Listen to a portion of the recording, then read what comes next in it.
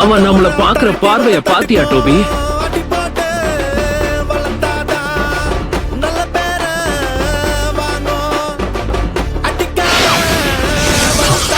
இவன் ரொம்ப வேகமா இருக்கான்.